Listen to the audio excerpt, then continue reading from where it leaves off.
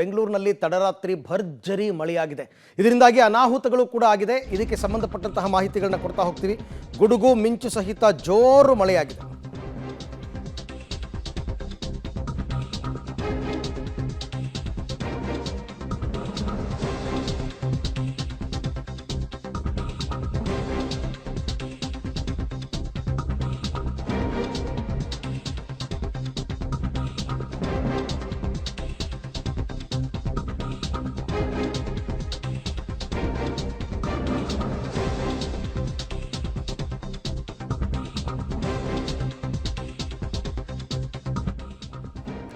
ಬೆಂಗಳೂರಿನಲ್ಲಿ ತಡರಾತ್ರಿ ಧಾರಾಕಾರ ಮಳೆಯಾಗಿದೆ. ಗುಡುಗು ಮಿಂಚು ಸಹಿತ ಜೋರು ಮಳೆ ನಿನ್ನೆ ರಾತ್ರಿ ಇಡೀ. ಮಳೆಯ ಅಬ್ಬರಕ್ಕೆ ನಗರದ ಹಲವು ರಸ್ತೆಗಳೆಲ್ಲವೂ ಕೂಡ ಜಲಾವೃತವಾಗಿತ್ತು. ಮೈಸೂರು ರಸ್ತೆಯಲ್ಲಂತೂ 3 ಅಡಿಯಷ್ಟು ನೀರು ನಿಂತಿತ್ತು. ನೀರಿನ ಹರಿವಿನಲ್ಲಿ ಪಾಪ ಆಟೋ ಗೀಟೋ ಎಲ್ಲ ಸಿಕ್ಕಾಕೊಂಡು ಕಾರೆಲ್ಲ ರಾತ್ರಿ ಎಲ್ಲ ಪರದಾಡ್ಬಿಟ್ಟಿದ್ದಾರೆ ಜನ.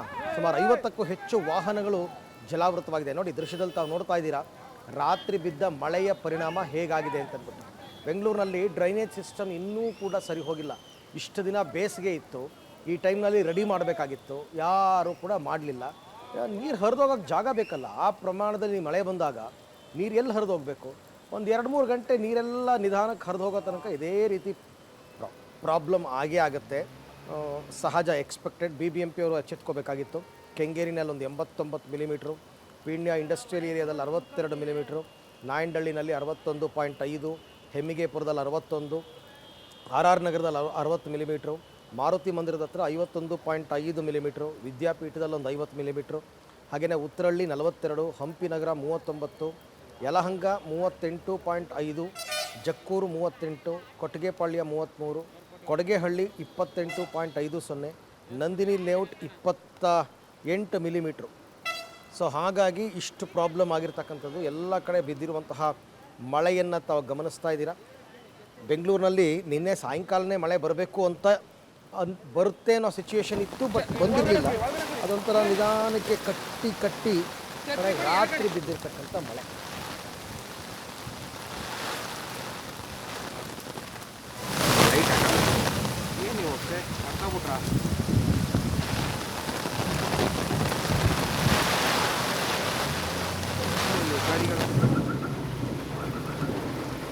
ಸೈಡ್ ಹಾಕಿ ಗಾಡಿ ಸೈಡ್ ಹಾಕಿ.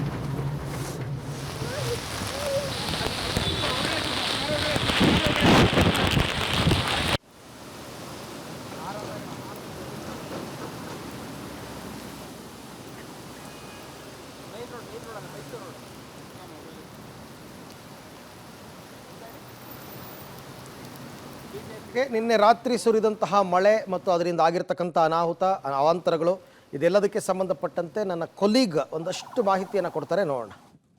ಸಿಲಿಕಾನ್ ಸಿಟಿ ಬೆಂಗಳೂರಿನಲ್ಲಿ ಭಾರಿ ಮಳೆಗೆ ಅಕ್ಷರಶಃ ಜನ ತತ್ತರಿಸುವಂತಹ ಪರಿಸ್ಥಿತಿ ನಿರ್ಮಾಣ ಆಗಿದೆ. ಗಮನಿಸ್ತಾ ಇದ್ದೀವಿ ನಾವೀಗ RR ನಗರದ ಆರ್ಚ್ ಬಳಿ ಇರುವಂತಹ ಮೈಸೂರು ಮುಖ್ಯ ರಸ್ತೆಯಲ್ಲಿದ್ದೇವೆ.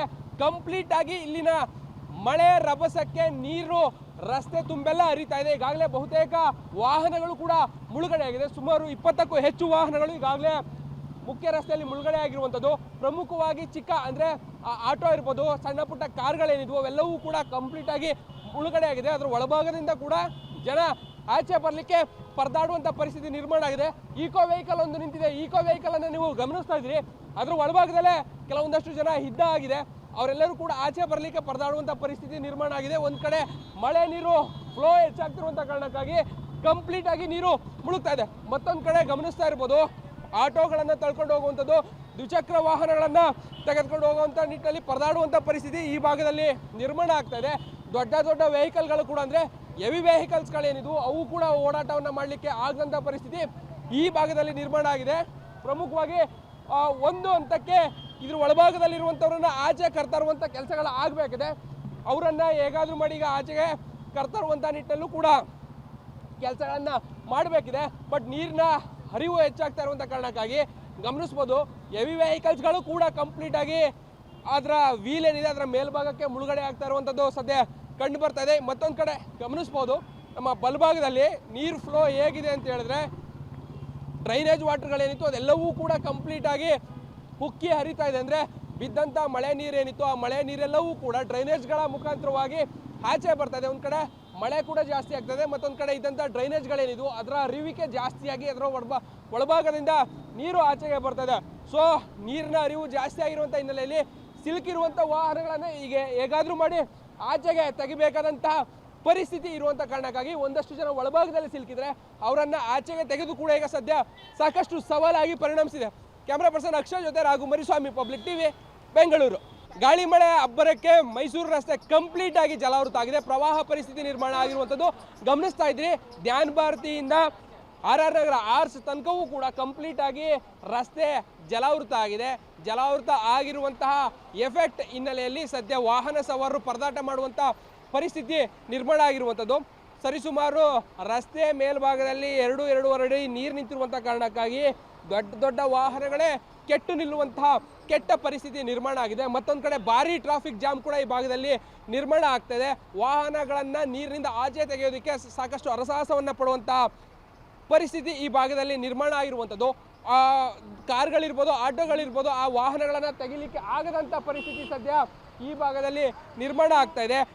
ನೀರಿನ ಅರಿವು ಹೆಚ್ಚಾಗಿರುವಂಥ ಕಾರಣಕ್ಕಾಗಿ ಈ ರೀತಿಯಾದಂಥ ಪರಿಸ್ಥಿತಿ ನಿರ್ಮಾಣ ಆಗಿದೆ. ಗಮನಿಸ್ಬೋದು ಎಷ್ಟು ವಾಹನಗಳಿದೆ, ಹೇಗೆ ಟ್ರಾಫಿಕ್ ಜಾಮ್ ಆಗಿದೆ ಅನ್ನುವಂಥ ದೃಶ್ಯಾವಳಿಗಳನ್ನು ಸದ್ಯ ನಮ್ಮ ವಿಡಿಯೋ ಜರ್ನಲಿಸ್ಟ್ ನಿಮಗೆ ತೋರಿಸುವಂಥ ಪ್ರಯತ್ನವನ್ನು ಮಾಡ್ತಾ ಇದ್ದಾರೆ. ಮತ್ತೊಂದು ಕಡೆ ಕೂಡ ನೀವು ಅದನ್ನು ಗಮನಿಸ್ಬೋದು. ನೀರು ಕಂಪ್ಲೀಟಾಗಿ ಎರಡೂ ಬದಿಯಲ್ಲಿ ಒಂದೇ ಒಂದು ಕಡೆ ಅಲ್ಲ, ಎರಡೂ ಕಡೆಗಳಲ್ಲೂ ಕೂಡ ನೀರಿನ ಹರಿವಿಕೆ ಇರುವಂಥ ಕಾರಣಕ್ಕಾಗಿ ಸದ್ಯ ವಾಹನ ಸವಾರರು ಪರದಾಡುವಂಥ ಪರಿಸ್ಥಿತಿ ನಿರ್ಮಾಣ ಆಗ್ತದೆ.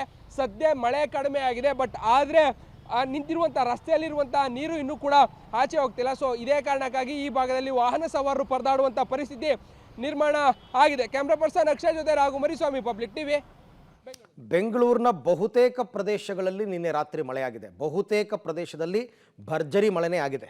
ಸೊ ಹಾಗಾಗಿ ಈ ಬೇಸಿಗೆಯಿಂದ ಬಸವಳದಿದ್ದ ಜನರಿಗೆ ವಾತಾವರಣ ಏನೋ ಕೂಲ್ ಆಗ್ತಾ ಇದೆ, ಇಲ್ಲ ಅಂತಲ್ಲ, ಬಟ್ ಅನಾಹುತಗಳು ಜಾಸ್ತಿ ಆಗ್ತಾ ಇದೆ.